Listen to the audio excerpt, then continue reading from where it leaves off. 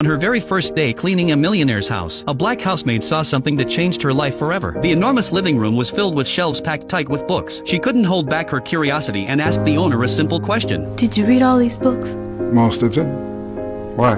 His answer made her realize something powerful. Knowledge could truly change a person's destiny. That night, when she got home, she turned off the television. She sat down and made a learning plan for her children. She told them they had to finish 2 books every week, and on weekends they needed to write a report about what they had read. If you use that time to develop your God-given gifts, wouldn't be long before folks was watching you on TV. Those words sank deep into her son's heart. From then on, a boy named Carson studied late into the night, but even with all his effort, he was still at the bottom of the class. When his teacher asked how many questions he had answered correctly on the exam, he whispered, "None." The classroom erupted with laughter. Carson lowered his head in shame. Every day after school, he avoided his classmates so he wouldn't face their stares, but the teasing never stopped. Finally, he lost his temper and got into a fight. He was sent to the principal's office. When the principal demanded an explanation, Carson said it was an accident, but no one believed him. The principal pulled out his report card and handed it to his mother. It was filled with nothing but D's and F's. He warned her that if things didn't change soon, the school would have no choice but to expel him. On the way home, Carson was overwhelmed with guilt. He promised his mother he would never fight again, but when it came to grades, he wasn't so sure. He had already tried his hardest, and maybe his classmates were right. Maybe he really was dumb, but his mother looked him in the eyes and said firmly, "You're not dumb, my son. You are smart. You just haven't used your intelligence yet. But if you keep these grades, you'll spend your whole life scrubbing floors in a factory." Her words shook Carson to the core. He vowed to change, to prove himself to his mother. Yet no matter how hard he worked, his grades didn't improve. Then one day, his mother noticed something strange about the way he read. She soon discovered the truth. Carson was severely nearsighted. She didn't hesitate. She broke open her savings and bought him his first pair of glasses. For the first time, the words on the board came into focus. For the first time, his eyes locked onto the pages of his books. Slowly, his grades began to rise. The day he finally passed an exam, his mother's joy was beyond words. From that moment on, Carson started to love learning. He read late into the night at the library. He read in his dimly lit bedroom. He even read in the bathroom at home. Anywhere he could, he studied. Soon, his grades improved dramatically. When he brought home his very first A, he rushed home after school, eager to share the joy with his mother. But she told him calmly, "If others can do it, you can too, and you can do even better." Those words became his driving force. Carson pushed himself harder than ever. The first time he stood at the front of the class to be praised by his teacher, he felt something he had never experienced before. It lit a fire inside him. As time passed, his hunger for knowledge only grew. He became fascinated with everything, even a simple pebble on the ground. His curiosity drove him to read every book he could find about rocks. That curiosity paid off one day in science class. The teacher held up a black stone and asked if anyone knew what it was. The room was silent. Then Carson raised his hand. "It's obsidian," he said, and went on to explain how it formed. His explanation was so detailed that even the teacher learned something new. From that day on, his classmates saw him differently. After class, the teacher showed him a microscope and invited him to take a look. That single moment opened a door to a whole new world. Carson's desire to explore the unknown grew even stronger. 4 years later, the boy who once sat at the bottom of the class stood proudly at the top of his grade. His mother watched him walk across the stage to receive an award, her heart bursting with pride. After years of determination, Carson earned a place at Yale University with a full scholarship. He even met a brilliant young woman who became his girlfriend. Together, they dreamed of the future. But Carson still faced obstacles. His grades in chemistry were so poor that he had failed multiple times. If he didn't pass this time, his dream of becoming a doctor would collapse. As he struggled, his girlfriend asked him, "What's the thing you do best?" "Reading," Carson replied. "Then do what you do best." She said, "Read. Read as much as you can. You'll find the answers in those books." Carson took her advice. He studied day and night. With her help, he filled in every gap in his knowledge. When the exam finally came, the pages were filled with complex chemical formulas, but Carson's mind was ready. Answers flowed as if his pen had a life of its own. When the results were posted, his name was there. His hard work had paid off. At graduation, Carson was recommended for an interview at Johns Hopkins Hospital, a place known as the Mecca of medicine. But it was also where countless dreams were crushed. Each year, they accepted only 2 neurosurgeons, and that year, 125 applicants competed for those spots. One question mattered most. "What makes you think you can be a brain surgeon?" Carson answered calmly. He spoke about his passion for exploring the unknown. Then he asked, "Do you believe in miracles?" "The human brain is a miracle, and I believe every person has the power to create miracles." His confidence and composure impressed the interviewers. Those were exactly the qualities a neurosurgeon needed. Carson was accepted, although he was only an intern. His hard heart was filled with excitement, but reality was harsh. At first, the receptionist mistook him for a janitor. Later, a senior doctor confused him for a nurse and told him to draw blood from a patient. Carson checked the chart and realized the patient was severely anemic. Drawing blood could have made things worse. When he refused, the doctor saw it as a challenge to his authority. Carson was harshly scolded. Though humiliated, he held his anger inside. It wasn't weakness, it was self-control. Something life had taught him. Then came his chance. One night in the ER, a young man was rushed in after being struck in the head during a baseball game. His life hung by a thread, but all the neurosurgeons were away at a conference. The only doctor there was Carson, still just an intern. By rule, he wasn't allowed to operate, but as the patient's condition worsened, Carson knew he had no choice. Guided by duty, he stepped into the operating room as lead surgeon for the very first time. 4 hours. He worked with focus and precision, and in the end, he saved a life. But soon after, he was summoned to the director's office. His decision had broken hospital rules and could have put them at risk. He braced himself for punishment. Instead, the director gave him news so shocking it would change his life forever. Want to know what happened next? Follow me. The rest of the story is coming soon.